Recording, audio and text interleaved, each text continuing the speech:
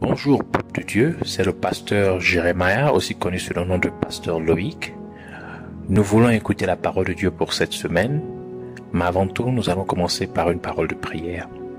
Alors, en signe de révérence à notre Père Céleste, notre Dieu, puissions baisser nos têtes et prier ensemble.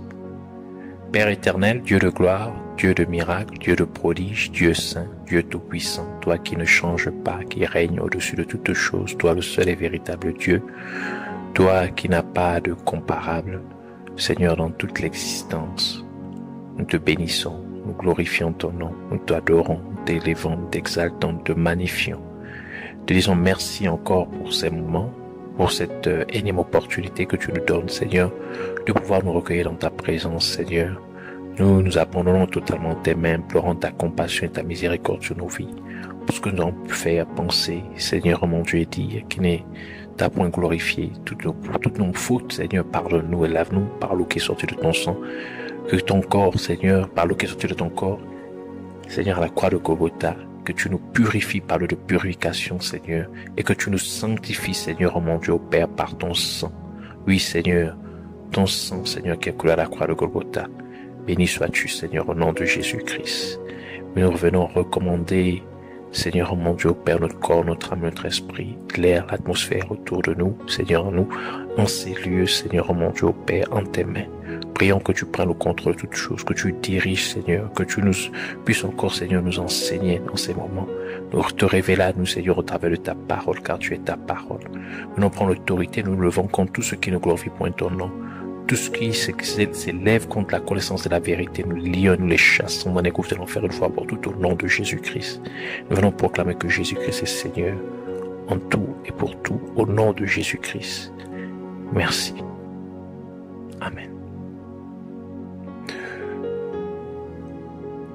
Alors, nous allons continuer dans notre enseignement principal, dans notre thème principal qui est le mystère de la prière.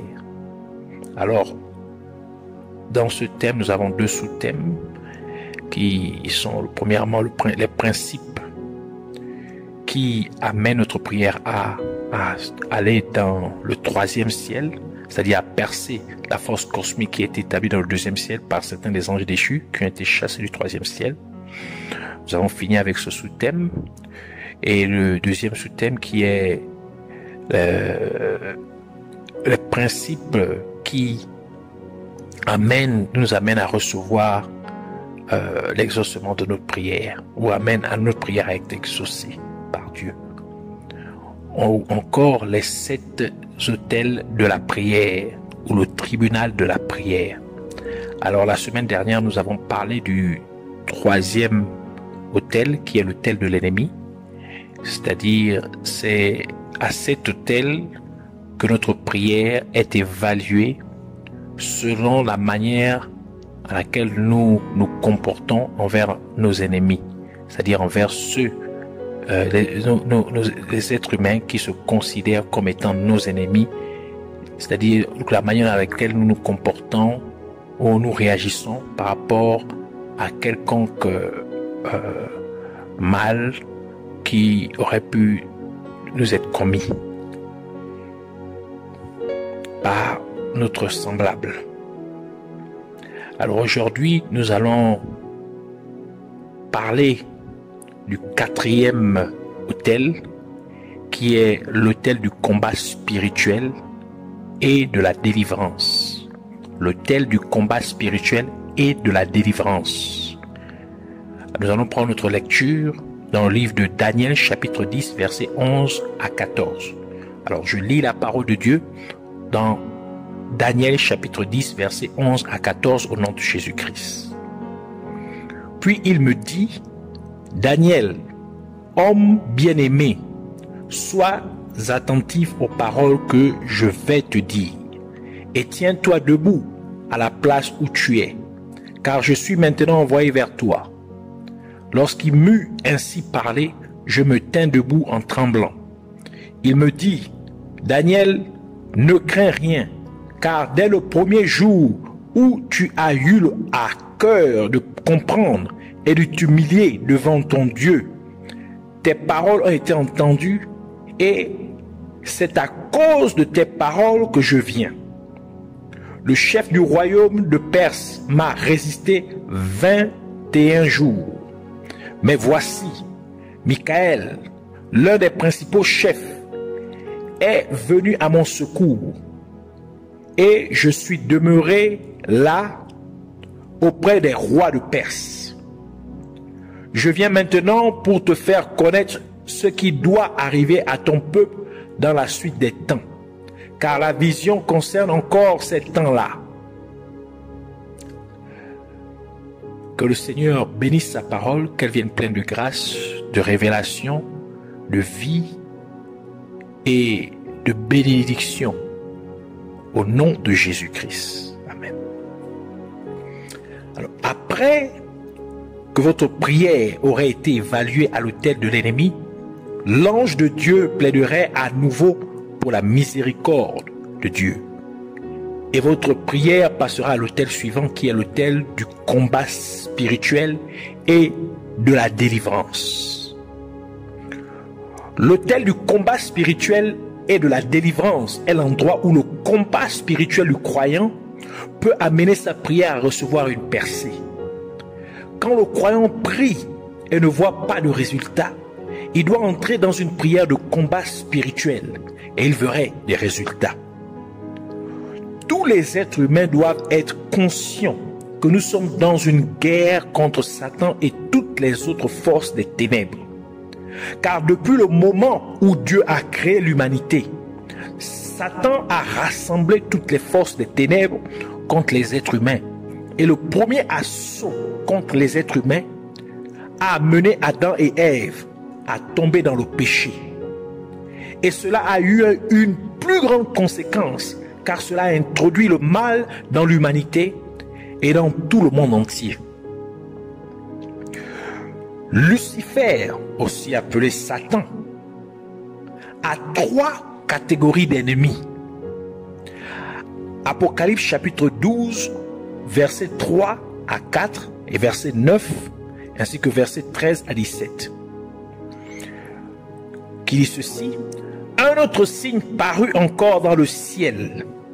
Et voici, c'était un grand dragon rouge, ayant 7 têtes et 10 cornes, et sur cette tête 7 diadèmes.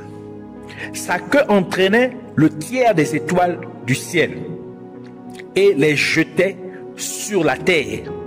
Le dragon se tint devant la femme qui allait enfanter afin de dévorer son enfant lorsqu'elle aurait enfanté. Verset 9. Et il fut précipité, le grand dragon, le serpent ancien appelé le diable et Satan, celui qui séduit toute la terre. Il fut précipité sur la terre et ses anges furent précipités avec lui. Verset 13. Quand le dragon vit qu'il avait été précipité sur la terre, il poursuivit la femme qui avait enfanté l'enfant mâle.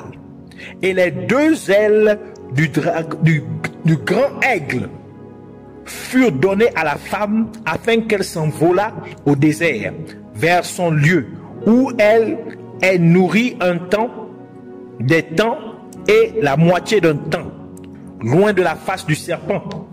Et de sa bouche, le serpent lança de l'eau comme un fleuve derrière la femme, afin de l'entraîner par le fleuve.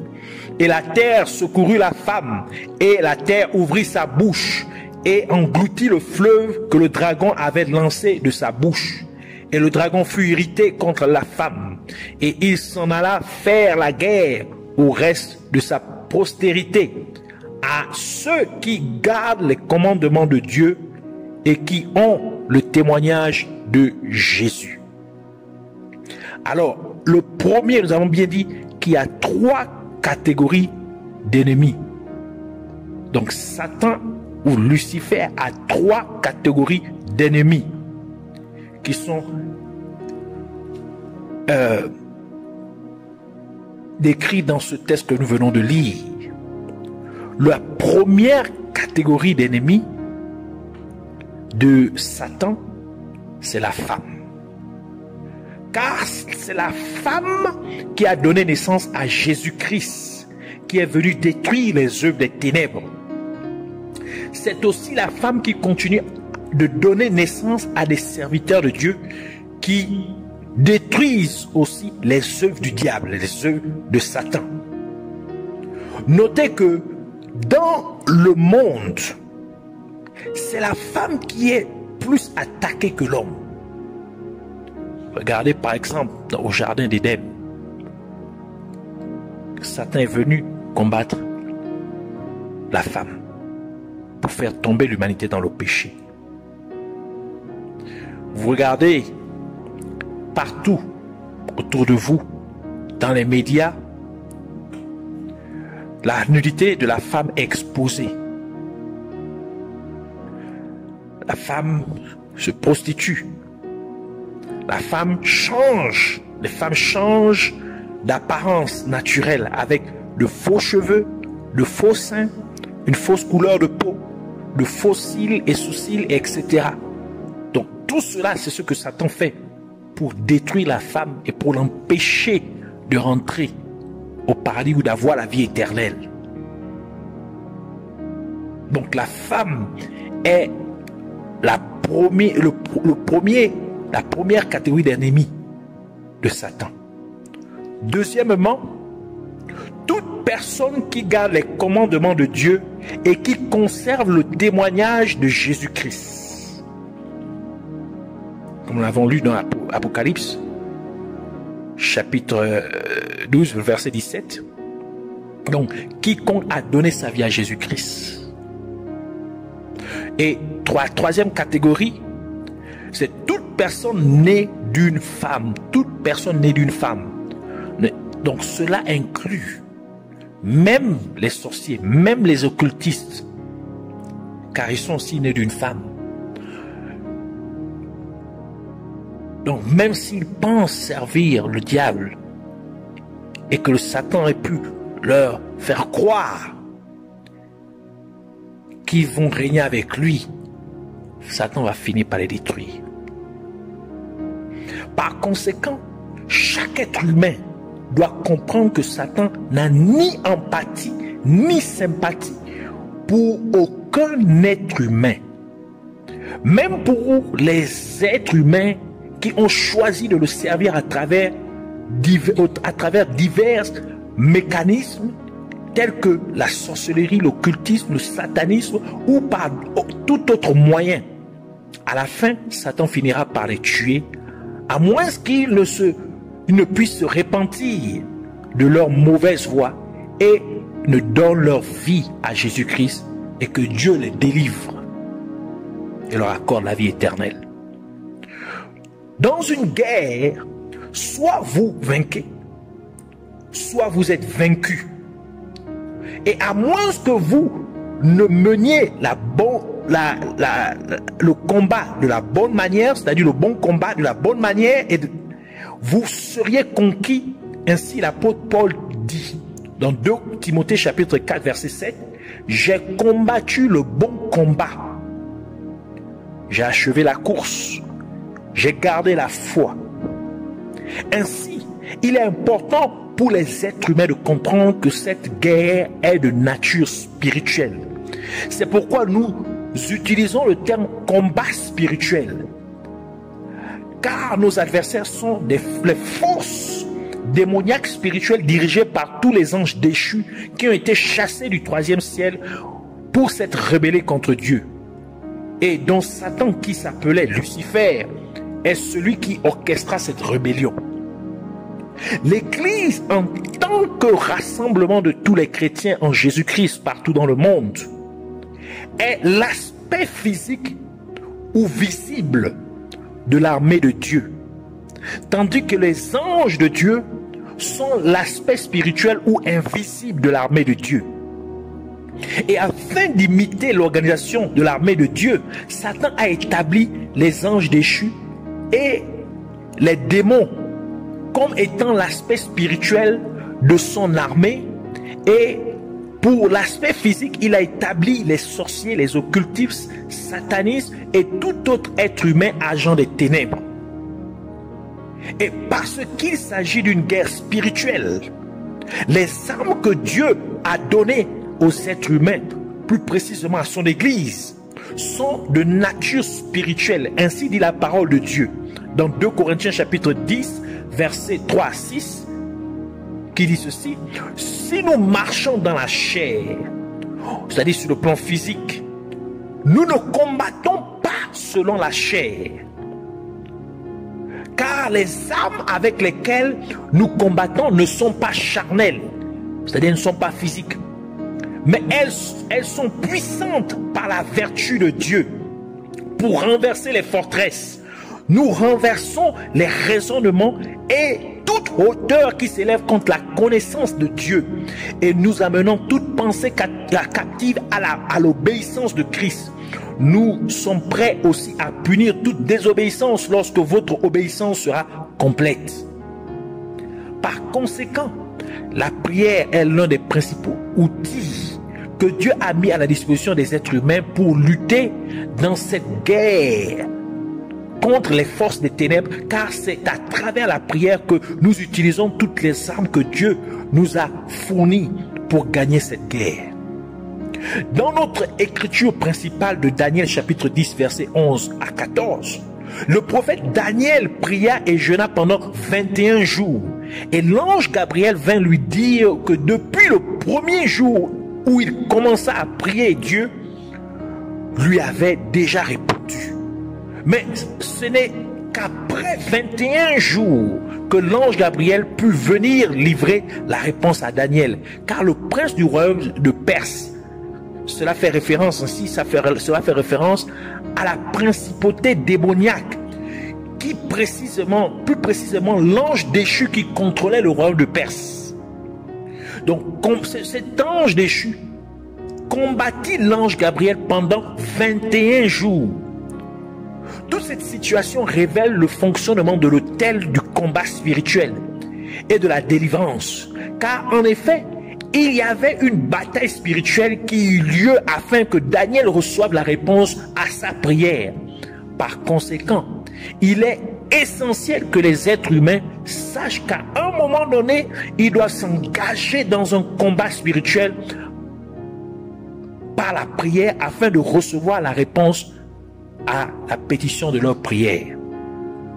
Pendant une guerre, celui qui a les meilleures armes et qui sait les utiliser correctement a un grand avantage pour gagner la guerre. C'est pourquoi les êtres humains ont besoin de savoir quelles sont les différentes armes dont Dieu a mis à leur disposition et comment les utiliser efficacement s'ils veulent gagner cette guerre. Car en effet, Dieu a fourni aux êtres humains les armes les plus puissantes pour que les êtres humains puissent avoir un avantage pour gagner cette guerre. Mais malheureusement, très peu de gens sont conscients du plein potentiel de ces armes, d'où Dieu dit dans Osée chapitre 4 verset 6, la première partie qui dit: mon peuple, c'est Dieu qui parle, il dit: mon peuple est détruit parce qu'il lui manque la connaissance. Puisque tu as rejeté la connaissance, je te rejetterai et tu seras dépouillé de mon sacerdoce. Puisque tu as oublié la loi de ton Dieu, j'oublierai aussi tes enfants. Les armes du croyant sont premièrement l'armure de Dieu. Éphésiens chapitre 6 verset 10 à 18 qui dit ceci: au reste, fortifiez-vous dans le Seigneur et par sa force toute puissante, revêtez-vous de toutes les armes de Dieu afin de pouvoir tenir ferme contre les ruses du diable. Car nous n'avons pas à lutter contre la chair et le sang, mais contre les dominations, contre les autorités, contre les princes de ce monde des ténèbres, contre les esprits méchants, dans les lieux célestes. C'est pourquoi prenez toutes les armes de Dieu. Ici on parle de l'armure. Dans la version King James, parle de l'armure de Dieu, afin de pouvoir résister dans les mauvais jours et tenir ferme après avoir tout surmonté. Tenez donc ferme. Ayez à vos reins la vérité pour ceinture, revêtez la cuirasse de la justice, mettez pour chaussure à vos pieds le zèle que donne l'évangile de paix. Prenez par-dessus tout cela le bouclier de la foi avec lequel vous pourrez éteindre tous les traits enflammés du malin. Prenez aussi le casque du salut et l'épée de l'esprit, ici du Saint-Esprit, qui est la parole de Dieu. Faites en tout temps par l'Esprit, c'est-à-dire l'Esprit Saint, toutes sortes de prières et de supplications. Veillez à cela avec une entière persévérance et priez pour tous les saints. Ici, on nous fait savoir que de même qu'il y a des armures physiques pour protéger le corps pendant une guerre, il y a aussi une armure spirituelle que Dieu a fournie aux croyants. Et ce n'est pas une fiction, mais c'est une véritable armure spirituelle que chaque croyant devrait porter tous les jours par la foi, en déclarant simplement, en priant, qu'il revêt sur lui toute l'armure de Dieu, mais aussi en vivant cela selon chaque élément de cette armure, c'est-à-dire vivre selon la vérité, c'est-à-dire vivre selon la parole de Dieu, car la parole de Dieu est la vérité. Cela fait en sorte que vous ceignez vos reins de la vérité. En d'autres termes, que vous portiez la ceinture de la vérité. Jean chapitre 17, verset 17 dit, « Sanctifie-les par ta vérité, ta parole est la vérité. » Vous devez aussi mener une vie juste, ce qui implique vivre votre vie en Jésus-Christ, car c'est par votre foi en Jésus-Christ que vous avez été rendu juste aux yeux de Dieu. Cela fera ainsi en sorte que vous ayez la cuirasse de la justice sur vous. Romains chapitre 3 verset 22 qui dit « Justice de Dieu par la foi en Jésus-Christ pour tous ceux qui croient. Il n'y a point de distinction. » De partager la parole de Dieu avec les autres, évangélisant ainsi les gens. Cela garantirait que vous ayez couvert vos pieds ou recouvert vos pieds de chaussures spirituelles, du zèle de l'évangile qui apporte la paix divine. Et en vivant par la foi, cela vous assurera ainsi que vous ayez sur vous le bouclier spirituel pour arrêter toutes les flèches démoniaques du royaume des ténèbres. La parole de Dieu dit que le juste vivra par la foi. Ainsi, être sûr aussi vous devez être sûr de votre salut en Jésus-Christ, car cela vous permettra d'avoir le casque, de vous revêtir du casque du salut sur votre tête, afin que vous puissiez protéger vos pensées contre les mensonges de Satan. Et enfin, en ayant une bonne connaissance et compréhension de la parole de Dieu, vous assurez que vous soyez armés de l'épée du Saint-Esprit. La deuxième arme, après l'armure, que Dieu a disposée est la parole de Dieu. La parole de Dieu.